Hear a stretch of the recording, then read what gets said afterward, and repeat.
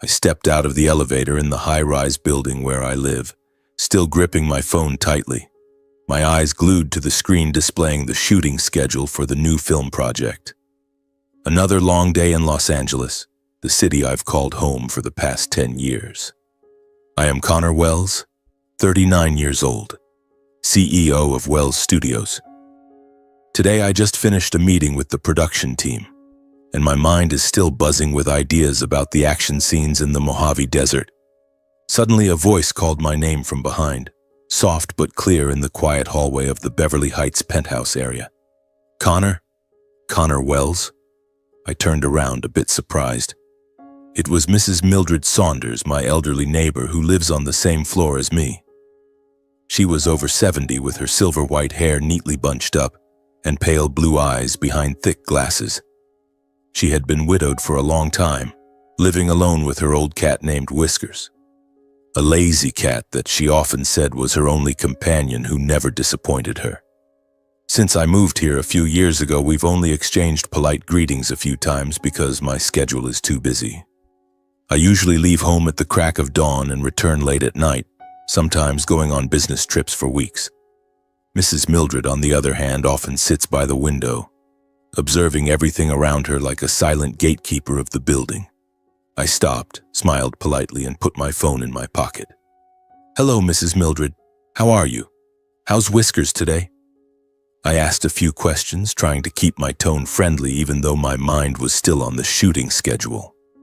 She looked around the hallway as if afraid someone might be eavesdropping, then stepped closer, clutching her small handbag tightly. This penthouse area was usually peaceful, with bright white walls and glossy wooden floors, but at that moment the atmosphere suddenly felt heavier.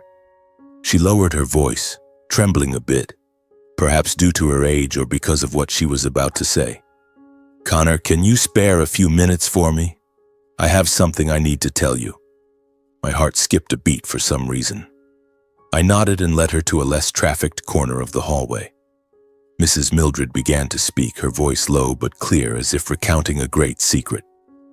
"Lately, I've often seen a young man coming in and out of your apartment, especially when you're on business trips or leave early.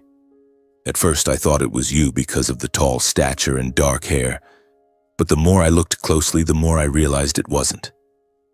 He's younger, and the way he moves is completely different from you." I froze, the smile on my lips fading away. "A young man coming in and out of my apartment?" I tried to stay calm, but in my mind, questions started piling up. "Haley, my wife, she's home alone when I'm away. We just got married a few months ago, a simple but happy wedding in Malibu." Mrs. Mildred continued, her voice getting even quieter, as if afraid the walls had ears. "And Haley, your wife, when she opens the door for him, they laugh and talk, hugging and kissing very affectionately. I've seen it a few times now, Connor. I'm not being nosy, but my window looks straight across to yours and I couldn't help but notice. They seem very intimate." Her words hit me like a punch straight to the chest. I stood still, saying nothing, just feeling the blood rushing to my ears, my heart pounding loudly. Hugging and kissing affectionately? Haley and a strange man? It couldn't be. Haley is the woman I love, the one who shares my dreams, the one who cried with joy when I proposed. We've built this life together. The luxurious penthouse, evenings with glasses of wine, plans for the future. I've never thought she could betray me. But now Mrs. Mildred's words were like a seed of doubt planted in my heart. She placed her hand on my shoulder, her thin, trembling hand. "You should pay a little attention, Connor. I don't want to worry you, but in this life, sometimes the things we trust the most are the ones we should doubt the most." I thanked her, my voice hoarse, then turned away, my steps heavy as if weighted down with lead. I opened the apartment door and the vanilla scent from the scented candles Haley often lit wafted through the air. "You're home," her voice rang out from the living room, warm and cheerful. I hung my coat on the rack, silently observing. Haley was sitting on the sofa, her long hair cascading down, wearing a simple white dress that highlighted her tanned skin. She flashed a radiant smile when she saw me. "I was just thinking about you. How was the meeting today?" I didn't answer right away. Instead, I glanced around the house once. Everything in the room was tidy as usual. The dining table set with 2 glasses of wine, the abstract painting I bought from the gallery hanging on the wall, and our little dog Bella curled up by the window. But something made me uneasy.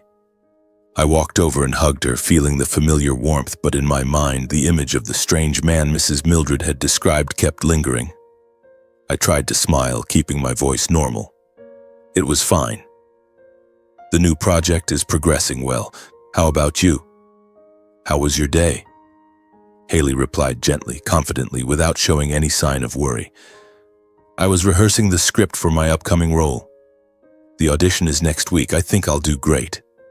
We sat down on the sofa and the tension began to spread, even though on the surface everything seemed normal. I took a sip of wine, the bitter taste spreading, but it didn't ease my restlessness. I asked a few more questions about her work, about her friends in the acting world. Haley answered smoothly, telling me about a meeting with a famous director, her eyes sparkling as she talked about the opportunity. I listened, but my mind was preparing for the big question. After a few moments of silence, the atmosphere grew heavier, like an invisible veil enveloping us. I set down my wine glass and looked straight into her eyes. Haley, I just ran into Mrs. Mildred in the hallway. She told me she saw a strange man coming in and out of our place when I was away. I want to know, who is that person? Haley paused slightly, her eyes blinking quickly, then she burst into laughter, her voice light as a breeze. Oh goodness, Mrs. Mildred. She's getting old. Her eyesight must be poor. That was just my colleague, darling. His name is Mark. He came over to discuss the script for the new film. We needed to rehearse lines urgently, so I invited him home. It's nothing, really. She gently stepped closer, placing her hand on my shoulder, her warm fingers stroking it. You've been working too hard, Connor. Don't become so suspicious. I love you, you know that? She smiled, that familiar smile that had melted my heart so many times before. But this time it didn't work. I listened without interrupting, my eyes following her every movement, the way she tilted her head, the way her hand lightly squeezed my shoulder as if trying to reassure me. In my mind, questions piled up. Mark. What colleague? I've never heard the name. And why at home? Why not meet at a coffee shop or the studio? Haley changed the subject quickly, like a professional actress who knows how to steer the script. Tell me about the film meeting. What's interesting about the new project? Do you think I'd be suitable for the supporting role? She laughed again, standing up to pour more wine for me, her movements graceful, as if wanting to erase the atmosphere of doubt entirely. The red wine swirled under the light, and she sat close beside me, her head resting on my shoulder. Don't worry anymore, okay? Mrs. Mildred has quite the imagination. Last time, she even thought her cat had wandered into our place. I sipped my lips, the wine tasting more bitter than usual, but in my mind, a fog of doubt hadn't lifted. I nodded, pretending to agree. Yeah, maybe I'm overthinking it, but deep down, I knew it wasn't. Her reaction was too perfect, too smooth, like a rehearsed scene. I remembered the evenings before when we lay together and she whispered about her dream of becoming a star. I'll do anything to succeed, Connor. Anything. At the time, I thought it was motivation. Now it sounded like a warning. After dinner, we sat watching a movie on Netflix, a romantic one that Haley had chosen. She hugged me, her head resting on my chest, but I felt distant. I thought about Mrs. Mildred, about what she said. They hugged and kissed affectionately. It wasn't just discussing a script. I wanted to shout, to confront her directly, but I held back. Not yet. I needed evidence, not just hearsay. In the days that followed, I didn't say anything more. I maintained a calm demeanor, as if that confrontation had been nothing more than a passing breeze. In the mornings, I woke up early, kissed Haley goodbye, went to work at Wells Studios, attended meetings, reviewed scripts, and came home on time. On the surface, everything remained the same. The cozy dinners, the hugs before bed, the trivial stories about each other's days. But inside, the suspicion quietly grew like a shadow creeping into every corner of my soul. Every time I saw Haley smile, I wondered, who is this smile for? Every time she touched me, I felt a chill, as if there was an invisible barrier between us. I started losing sleep, lying awake beside her, listening to her steady breathing and wondering if she was dreaming about that other man. A few days later, the opportunity arose. Haley announced that she had to go out to a networking event in Hollywood Hills, a party hosted by major producers. "I'll be back a bit late, darling. Don't worry." She kissed me and left, her familiar perfume lingering faintly. I waited until I heard the elevator ding, then closed the door, my heart pounding. This was the moment. I had already bought some small cameras, the discreet hidden type that I ordered online. They were as tiny as shirt buttons connected to an app on my phone. I installed them quietly and carefully. One in the living room facing the front door, one in the kitchen where we often talked, and one in the bedroom hidden behind the wall-hanging painting. My hands trembled slightly as I connected them, as if I were committing an unforgivable sin. But suspicion had driven me to this point. I needed to know the truth, even if it shattered my heart. When Haley came home late that night, I was sitting watching TV, pretending to relax. She walked in, her cheeks flushed from the party drinks, smiling brightly. "The party was so much fun, honey. I met some important people." I hugged her, inhaling her scent, but my mind was on the cameras, silently recording. In the first few days, everything seemed normal. The footage reviews showed nothing unusual in the apartment. No strange man appeared. What I saw on the cameras was just images of Haley. Her sitting on the sofa reading scripts, pencil scratching out notes on paper, calling friends, her laughter echoing, rehearsing lines in front of the mirror. Her expressions changing fluidly like a professional actress, then going to bed on time, wrapping the blanket around herself. I watched and rewatched, zooming in on every detail, but there was nothing abnormal worth noting. I told myself that maybe Mrs. Mildred was mistaken, maybe Mark really was just a colleague, but deep down I knew the suspicion was still there like a smoldering fire. Then Haley started a new habit and everything changed. She went out more frequently, becoming unusually busy. Before, her schedule only had a few auditions per week, but now it was so packed that I couldn't verify it all. "I have a meeting with my agent this afternoon. I have to go to a party on Sunset Boulevard. I'm rehearsing with the team until late." She said it quickly, her voice natural. But I noticed the changes. Later calls, constant incoming messages, and her coming home looking tired but satisfied. When she was out, the apartment felt empty, and I sat there imagining all sorts of things. Who was she meeting? What was she doing? Was it with that co-star named Mark? One evening when she came home late, nearly midnight, I was sitting in the living room pretending to read a book. The key jingled in the lock, then Haley stepped in, her bag slung over her shoulder, her hair slightly disheveled. "Sorry, honey, the rehearsal went longer than expected," she said, her voice tired but still sweet. I set the book down and smiled, gently asking a few questions. "What project has been keeping you so busy lately? Do you need any help? I could introduce you to some people in the industry if you need."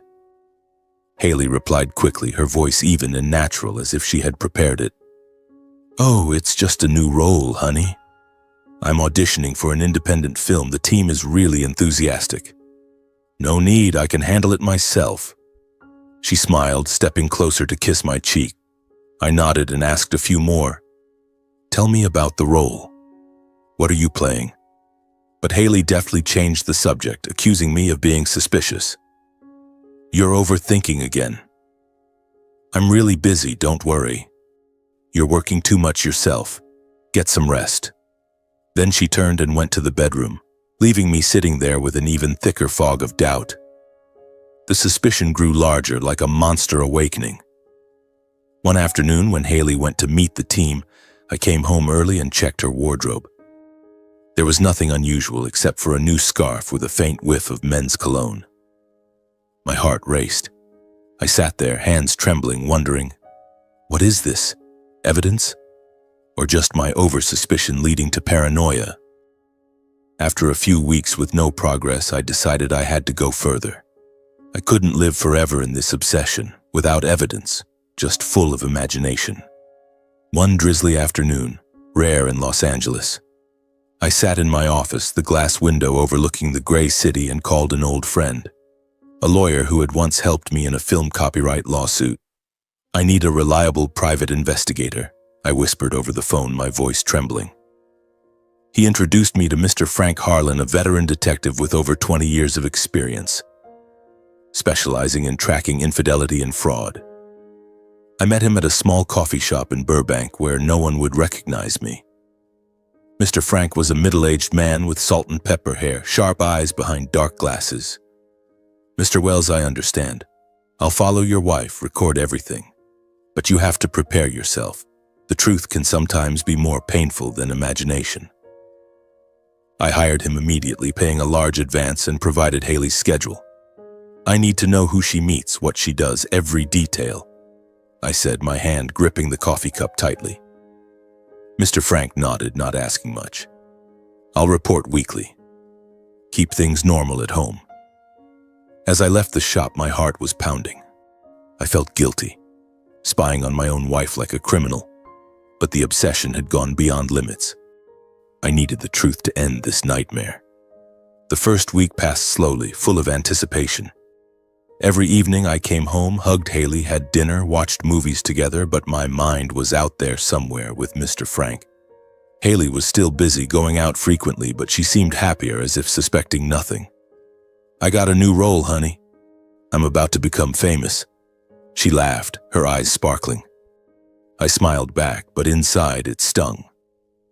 At the end of the week, the first report arrived via encrypted email. I opened it in my study, door locked tight, heart racing. The file only recorded Haley's private meetings with a few media figures. A coffee with her agent, a meeting with a young director at a small studio, and a few visits to casting offices. Nothing unusual. No strange man. Mr. Frank wrote, "No clear signs of infidelity yet. Continuing surveillance." By the second week, everything changed. One morning, while I was in the office reviewing the script for Echoes of Betrayal, a film that now felt like a prophecy about my life, my phone buzzed. An email from Mr. Frank. "New report.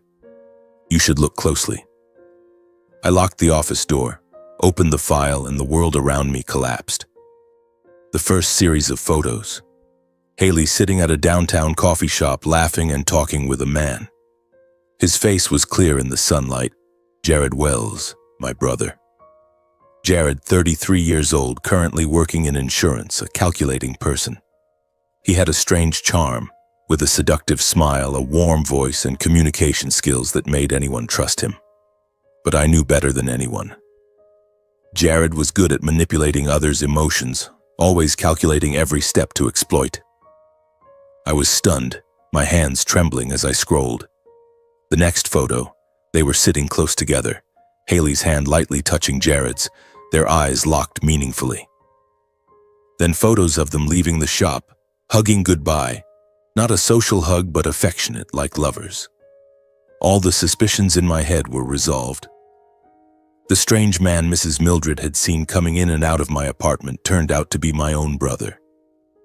Jared, the one I had once loved, protected since childhood. How could this be? We grew up together, though different. I was the eldest, serious, successful. Jared was the youngest, spoiled but always jealous. I remembered the times he borrowed money from me, the arguments about work.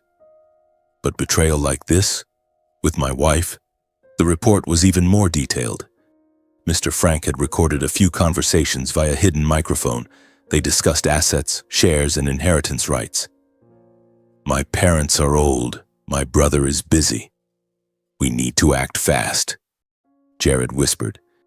Haley replied, "I know, but be careful. Connor is very suspicious." My heart felt like it stopped. Based on the notes and indirect evidence, calls to inheritance lawyers, online searches about wills, Mr. Frank concluded, Haley and Jared were plotting to seize all the assets by harming me and my parents. Perhaps an accident, perhaps poisoning. He wasn't sure, but the evidence pointed to a conspiracy. I read the file, a feeling of shock and chill spreading throughout my body.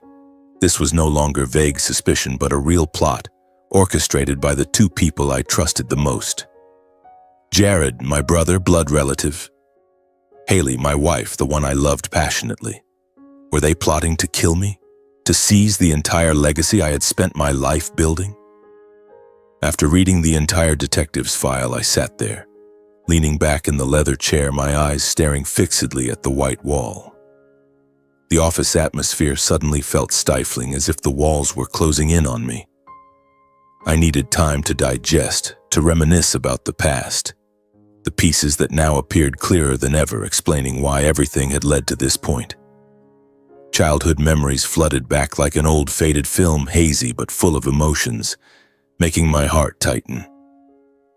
I clearly remember the childhood days in the small house on the outskirts of Los Angeles where my parents, Mr. John and Mrs. Gemma Wells, built their life from scratch. My father was an entrepreneur, starting from the garage with small business ideas, then gradually expanding into an insurance company that later Jared inherited a part of.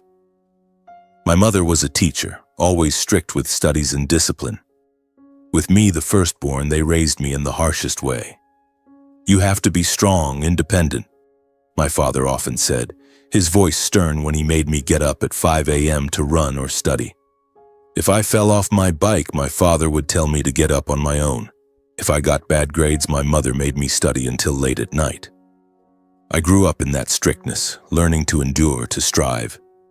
That's why I left home at 18, fending for myself in Hollywood, starting as a production assistant and then building my own film studio. I'm proud of that, but deep down I know it left scars, a feeling of lacking unconditional love. As for Jared, my younger brother, born 6 years after me, everything was completely different. From a young age, he was often sick, asthma, allergies, prolonged fevers that made my parents worry to the point of losing sleep and appetite. Our youngest son is frail. We have to take good care of him, my mother often said, hugging Jared to her chest, lulling him to sleep with fairy tales. My father bought him one toy after another, books and more, as long as Jared was happy. He was pampered and spoiled to the point where I sometimes envied him secretly. When Jared fell, my mother ran to pick him up. When he cried, my father comforted him with candy. I remember one time Jared and I were playing ball in the yard. He tripped and cried loudly. My mother rushed out, scolding me, "Connor, why didn't you watch your brother carefully?" Meanwhile, even though my hand was bleeding from falling earlier, I was just told, "You're a boy, tough it out." That contrasting upbringing was etched deeply into our memories like two parallel tracks that never meet. It was that difference that made us two brothers so vastly different as adults. I, Connor, with the strictness from childhood, became resilient, focused on my career.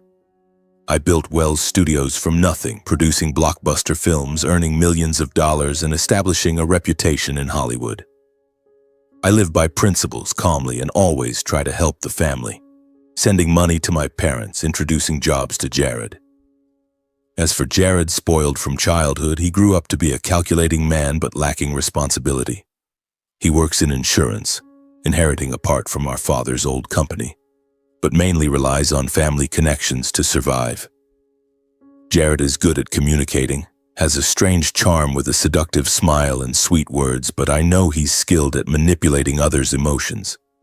He borrowed money from me time and again, promising big business ventures but then failing and complaining once more. "You're luckier than me, Connor. You have everything." He often said that, his voice full of envy. My success made Jared even more envious. I realized that through family conversations. My parents often used me as an example. "Learn from your brother, Jared. Connor was independent from a young age, now he's so successful." Each time Jared forced a smile, but his eyes flashed with jealousy.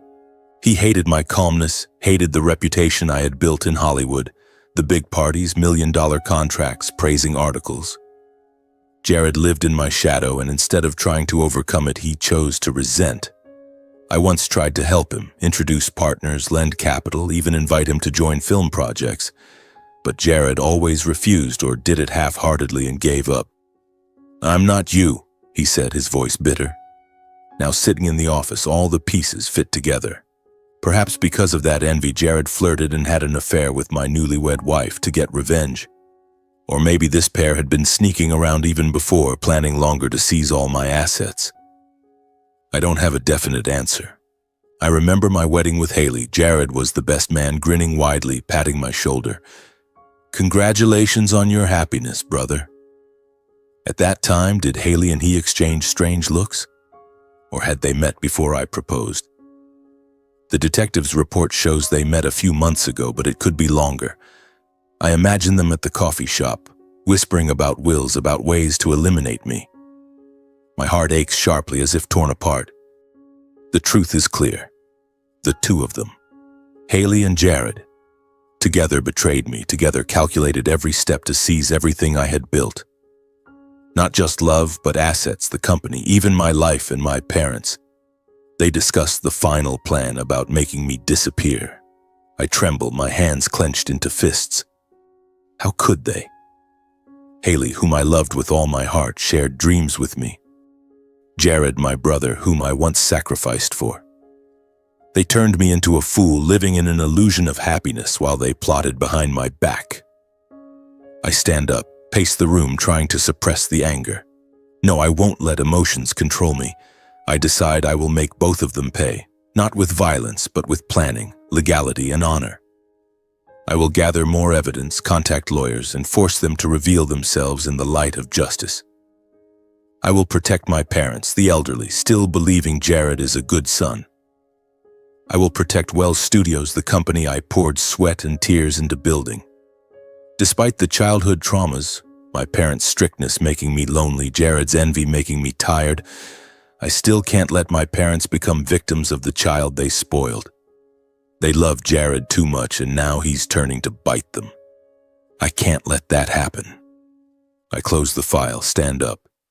Stepping in front of the wall mirror, I look at the reflection. A 39-year-old man, hair slightly messy, eyes red from crying. But the eyes are no longer sad, but alert and determined to restore justice to myself. I'm no longer the weak Connor collapsed by betrayal. I am Connor Wells, CEO, survivor of many hardships. I will plan, call Mr. Frank to continue surveillance, prepare legal files, and wait for the opportunity. They think I'm blind.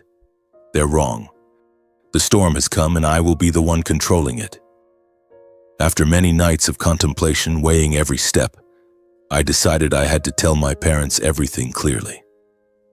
They were the most innocent people in this mess, and according to Mr. Frank's report, Jared had started inquiring about their schedules, a dangerous sign. I couldn't let them become victims. My parents lived in a small house on the outskirts of Los Angeles. I drove there on a Sunday afternoon under a clear blue sky with white clouds drifting lazily. The familiar road, lined with old oak trees on both sides, felt endlessly long today, as if leading to an inevitable confrontation. My heart pounded as I turned into the driveway, the Mercedes crunching over the gravel. I parked, took a deep breath, and carried the detective's file hidden in my leather briefcase. My parents were in the backyard. My father, Mr. John Wells, trimming the rose bushes, my mother, Mrs. Gemma, sitting on the swing chair reading a book.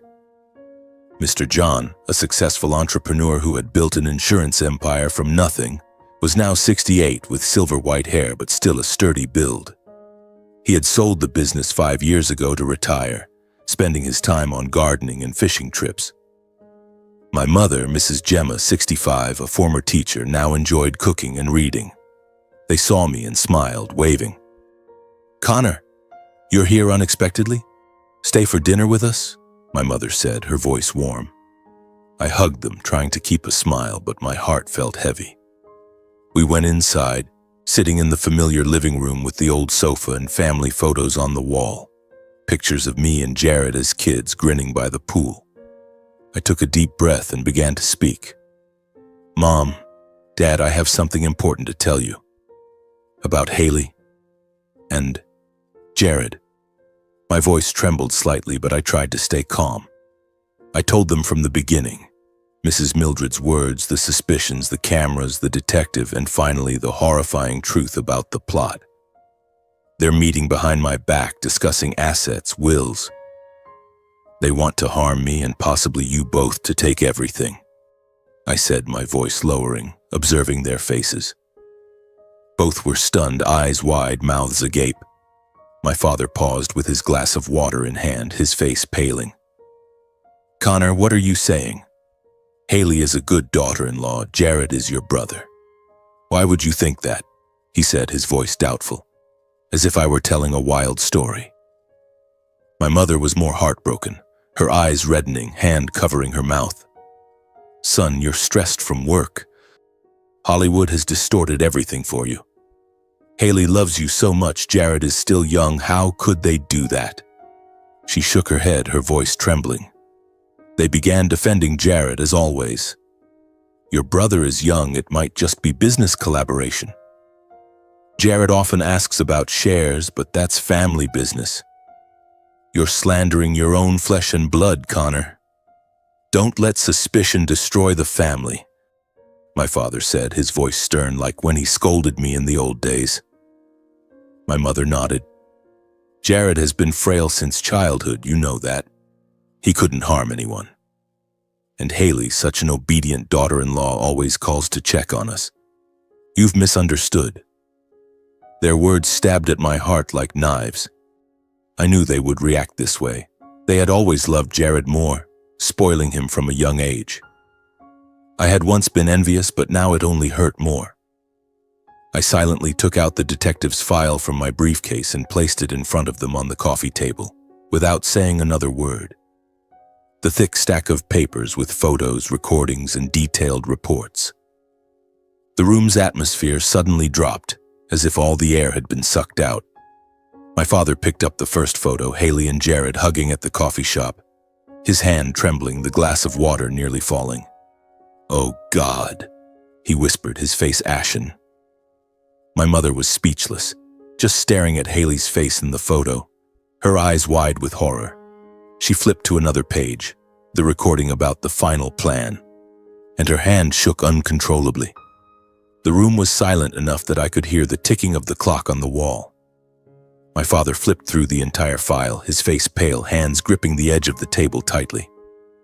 This can't be. Jared, my son, he muttered, his voice breaking. My mother began to cry, tears rolling down her cheeks. How could this happen? They've betrayed us. Both gradually realized the truth. The son they trusted the most and the daughter-in-law they cherished had betrayed not only me but them as well. The plot didn't stop at my assets. It targeted their will, perhaps to eliminate them.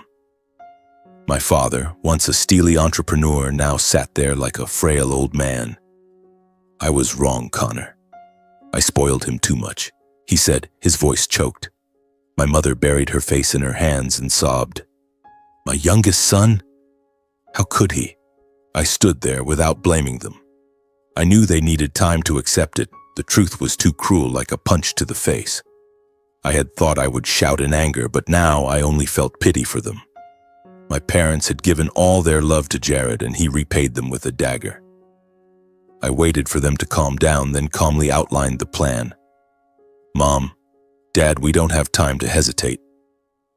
I'll take you on a long overseas trip, a vacation visiting Europe like you've always dreamed.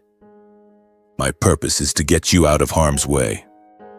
I'll handle the plane tickets, hotels, everything. In the meantime, I'll deal with things here with lawyers and the police. My father looked up, his eyes red. Are you sure? We're old, traveling so far. But he nodded, knowing there was no other choice. My mother wiped her tears. Son, I'm sorry for doubting you. We'll go. We hugged each other, the atmosphere heavy but filled with determination. In the days that followed, I accelerated the plan. Early in the morning, I booked plane tickets for my parents, a flight to Rome at the end of the week, then transferring to Paris. I called them every day, my voice cheerful, "Mom and Dad, prepare your luggage. I'll take care of everything." The detective continued to closely monitor every move of the two, and what he discovered made my heart race wildly. Recently, they frequently met with strangers in dark parking lots and secluded coffee shops on the outskirts of the city. No longer were these romantic rendezvous, but secret, brief meetings with suspicious-looking individuals, burly men with scarred faces or women dressed discreetly from head to toe. Mr. Frank sent photos, Jared exchanging documents with a guy in a parking lot near the airport, Haley whispering to someone in a small coffee shop in downtown. "They're expanding their network," Mr. Frank wrote in the report. "It seems like they're recruiting people for a big plan." Then a special report arrived, escalating everything. Mr. Frank sent it via encrypted email with the subject, "Urgent Update." In it, he recorded Jared handing a thick envelope to a man with a criminal record for assault, a guy named Rico who had been in prison for beating and threatening. The photos were clear. Jared in a parking lot behind a bar handing over the envelope, the other guy nodding, accompanied by a recording from a hidden microphone. "Wrap up the plan quickly. No traces left." Jared's voice whispered, cold and detached. Rico replied, "Don't worry, I'm a professional." Those words echoed in my head like a death knell. I realized they were about to act. My life was truly in danger. No longer a vague conspiracy, but a specific plan. Perhaps a car accident or a beating. My heart pounded, cold sweat breaking out. I sat still in the office, my hands trembling as I held the phone. How could they? Jared, my brother, hiring someone to harm his own flesh and blood. Does Haley know? I remembered our childhood. Jared frail and sickly, me sharing my food with him, protecting him from bullies. Now he wants to wrap me up. I didn't panic. Instead, a surge of determination to counterattack rose within me. Not with violence, but with a plan to make them reveal themselves. I would set a trap for them, force them to act hastily and gather irrefutable evidence. Then I took the first step, organizing a sudden press conference at Wells Studios. I called the PR team requesting they invite the media urgently. Important announcement about the company's future. The conference took place the next afternoon in the large hall, with flashlights blinking continuously and reporters crowding each other. I stood on the podium, in a neat black suit, my voice calm but resolute. Today I want to announce that I am preparing to finalize my will. I will transfer most of my assets and shares of Wells Studios to a charitable fund for cinema, to support young filmmakers. I'll only keep a small portion for my parents, who are currently vacationing in Europe. Murmurs arose, cameras flashed. I smiled. This is how I give back to life. The conference ended in chaos, with reporters asking relentlessly, "Why so sudden, Mr. Wells?" I replied vaguely, "It's time to think about my legacy." The news spread quickly like wildfire across dry grasslands. The Hollywood press reported it extensively. Wells Studios CEO donates most assets to charity. Society buzzed, my phone rang incessantly. Haley came home that night, her face pale. "What are you doing?" "A will? Why didn't you tell me?" she asked, her voice trembling. I hugged her. "I wanted to surprise you. What are you worried about?" But I saw her eyes avoiding mine. Jared called right after. "Brother, is the rumor true?" "You're crazy," he shouted over the phone. I laughed. "It's true. I've decided." They panicked, immediately increasing their contacts and meetings. Mr. Frank reported. They met urgently at a coffee shop. Recorded. Mr. Frank captured tense conversations. "We have to act sooner than planned. We can't wait anymore. That will is going to ruin everything." Haley's voice was panicked. Jared replied, "Calm down. I've contacted Rico. And the drugs. They're coming soon." Through further surveillance, Mr. Frank discovered they had ordered some kind of drug through an intermediary, a smuggler in the black market. Photos showed Jared receiving a small package in a parking lot, his face tense. "Probably poison," Mr. Frank concluded. "They're planning to poison you." My heart went cold. They were really about to act. I imagined the scene. Poison slipped into wine or food. My life was hanging by a thread. I sat motionless in my office, the laptop screen illuminating my face in the darkness of the Los Angeles night. The distant sounds of traffic echoed through the window, but they were just white noise, unable to drown out the pounding of my heart in my ears. Cyanide or some colorless, odorless poison. Mr. Frank wasn't sure, but enough to kill without leaving clear traces. I leaned back in my chair, my hands clenched into fists so tightly they turned white. How could they? Haley, the woman I once held every night, now plotting to pour poison into my wine glass. Jared, my own brother, who used to cry loudly when bullied at school, now hiring strangers to wrap up his sibling. I remembered family evenings with our parents in the middle, Jared and I laughing and joking. Now it all seemed like an illusion. The initial suspicion from Mrs. Mildred's words had now become a horrifying reality, a dark conspiracy tightening around me. I couldn't sleep that night, lying next to Haley as if beside an enemy.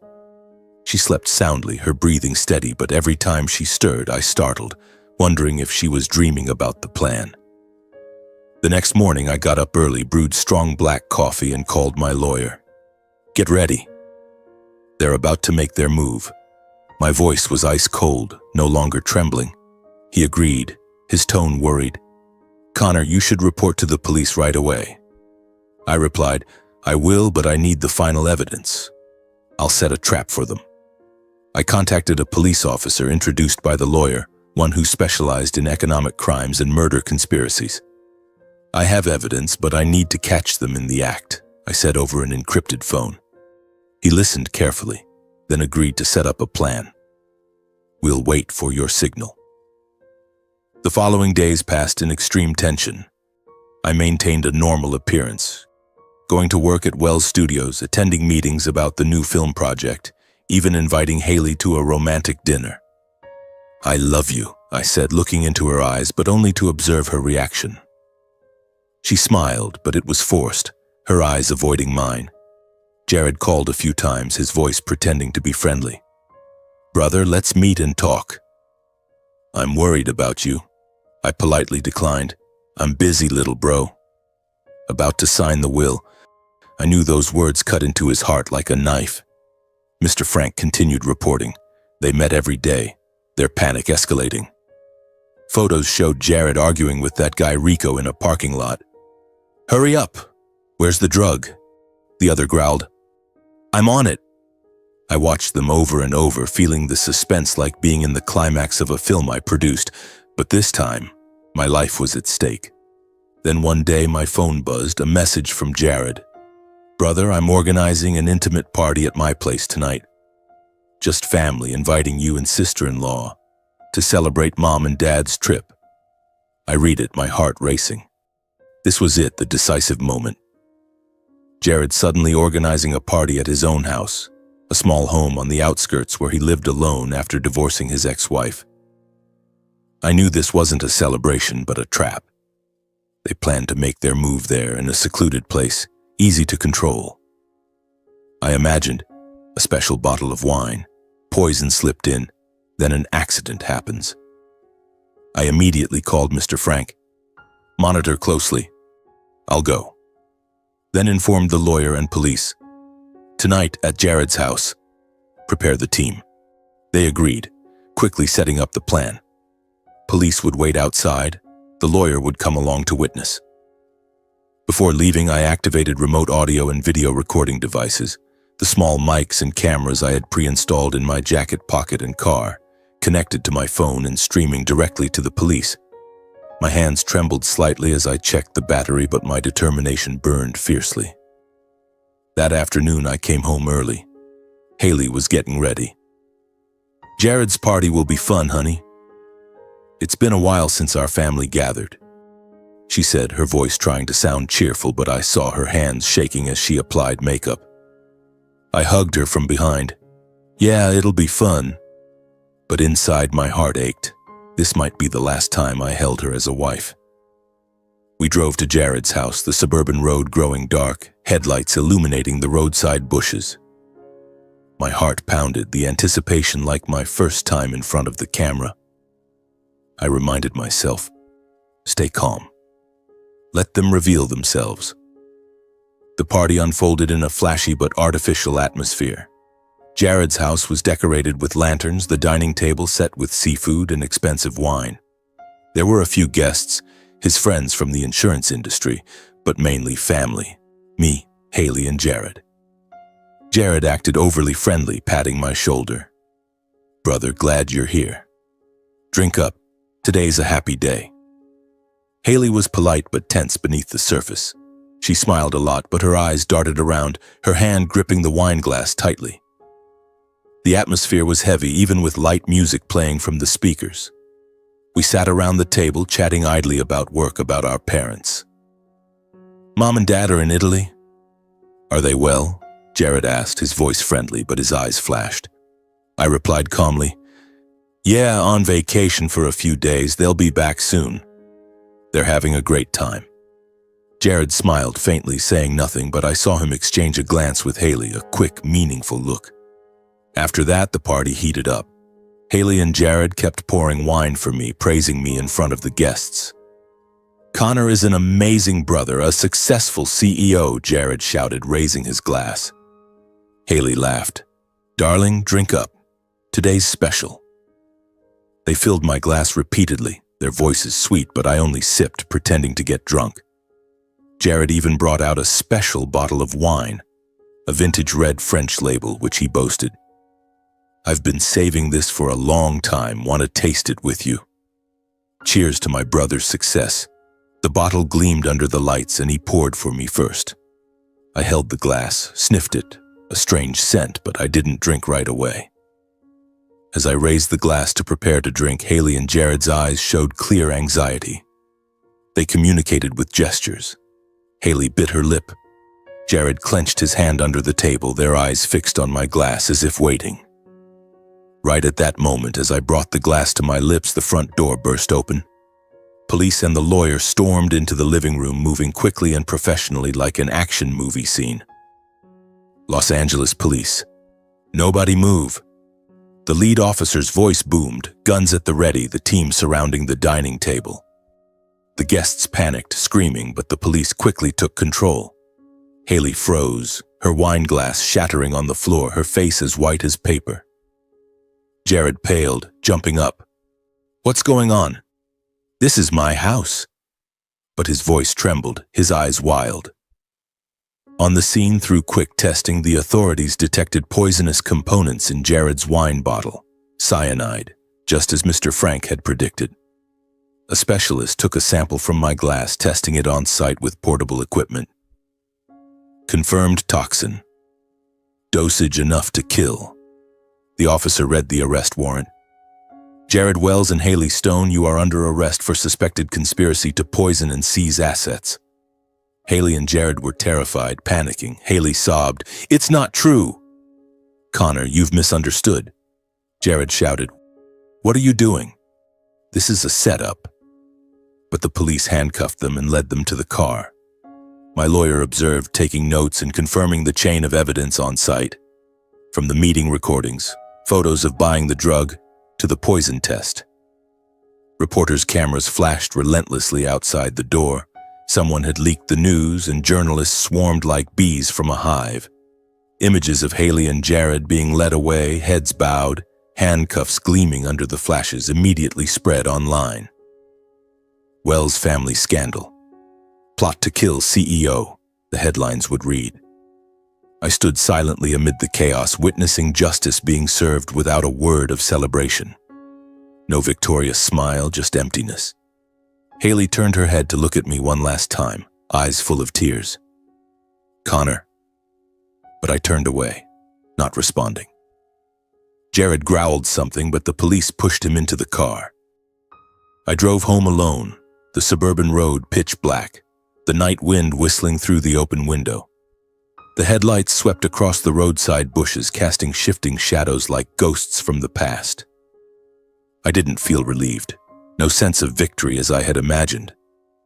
Instead, there was a vast emptiness in my chest, as if a part of my soul had been torn apart. Haley.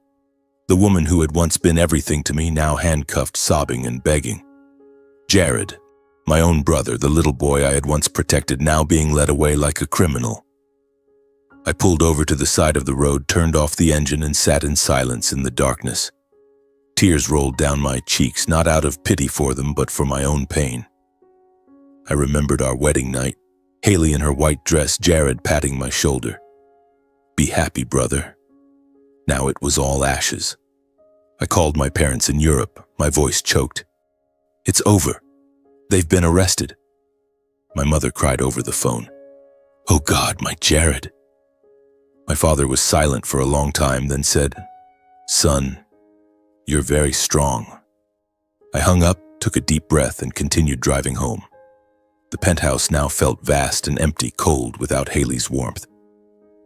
The days that followed passed in a chaos of investigations and media frenzy. Reporters surrounded the building, my phone buzzing incessantly with calls from the press. I refused interviews, focusing only on work at Wells Studios, reviewing scripts, attending meetings as if that was the only way to forget. But at night I lay awake, haunted by images of the party, the special bottle of wine, their anxious eyes as I raised the glass. I had come so close to death, just seconds away. Mr. Frank called. They're in custody, no bail. The evidence is too solid. I nodded but felt no joy. My parents called daily from Italy, their voices worried. How are you eating? Don't let this bring you down. I reassured them, but deep down I was crumbling.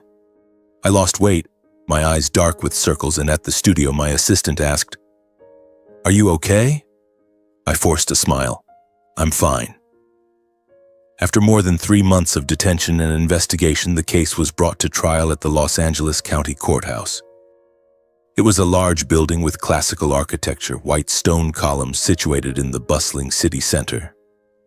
The case attracted massive attention from the media and entertainment industry. The Hollywood press called it the scandal of the century, with sensational headlines like, From Film Set to Prison, the dark plot of the Wells family. Reporters camped outside the courthouse doors from early morning, cameras ready, and curious crowds gathered.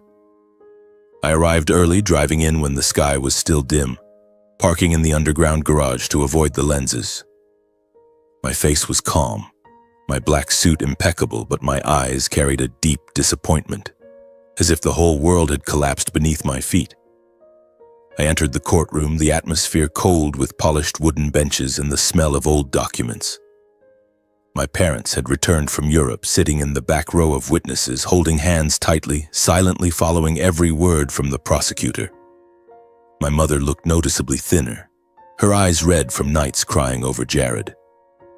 My father, once a steely entrepreneur, now sat there with slumped shoulders as if he had aged a decade. I sat in the front row next to my lawyer, my heart beating steadily but heavily. The courtroom was packed. Reporters, people from the entertainment industry, even a few familiar actors from my films. The tension was palpable, like a legal drama I had once produced, but this time I was the main character.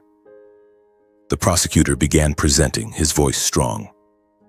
The defendants Haley Stone and Jared Wells conspired to murder the plaintiff Connor Wells to seize his assets.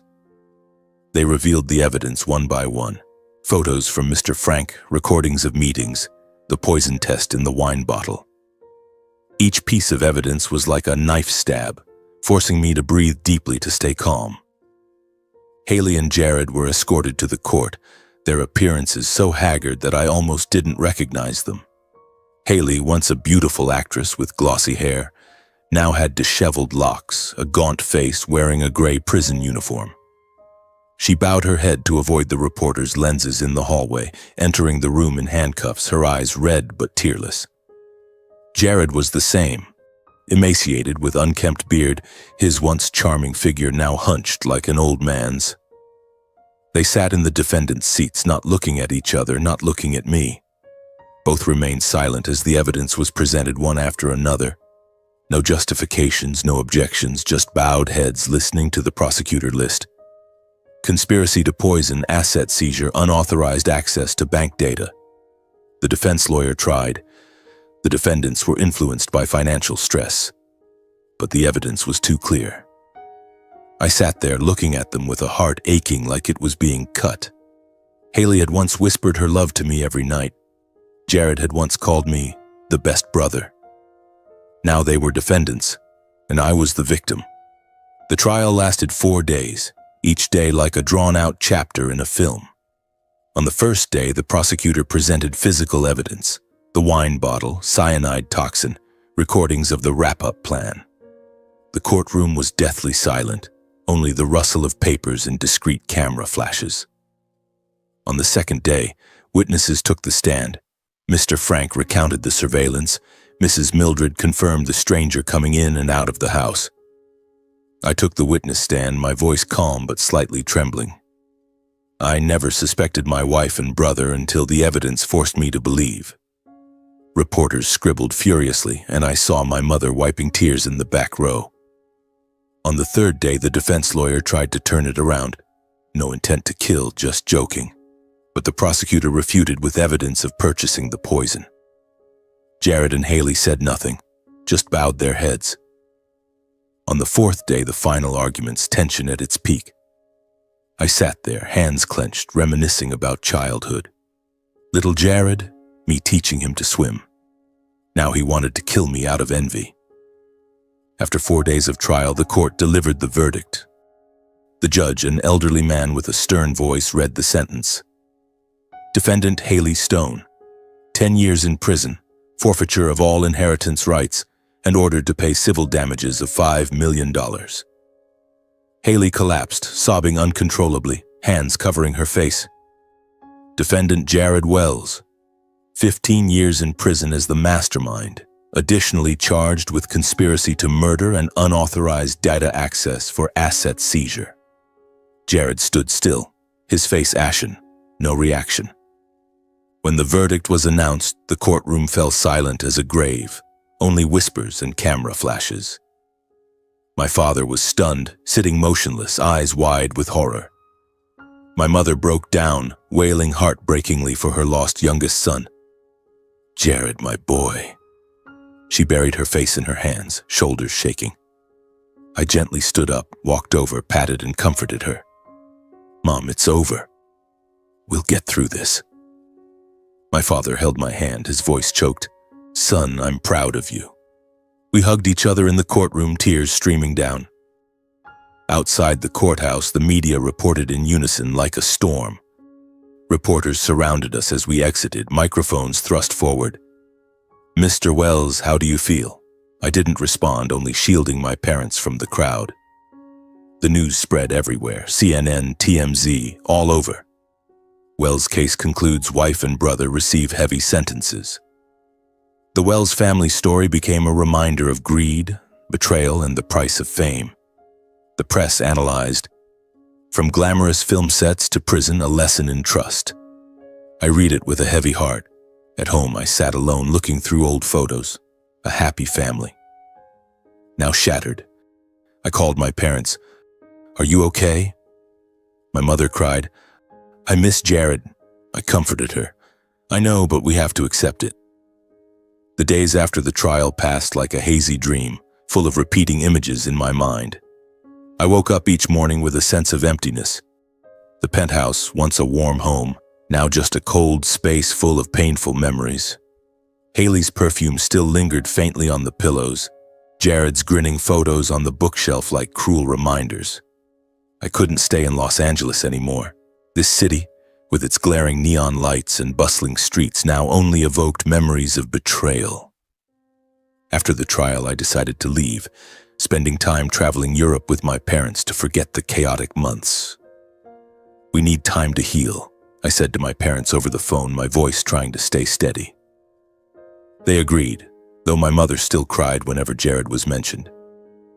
We flew to Italy first, where my parents had vacationed before, then wandered to France and Switzerland, peaceful places with mountains and emerald lakes. That trip was like a slow, healing remedy. We stayed in Rome first, renting a small apartment near the Colosseum, where in the mornings I got up early to brew strong Italian coffee for my parents. My father, once a busy entrepreneur, now enjoyed sitting by the window watching people pass by, telling stories of his startup days. Son, life is like a movie with climaxes and endings, he said, his voice warm but tinged with sadness. My mother often cried quietly, holding an old photo of Jared. I was wrong. I spoiled him too much.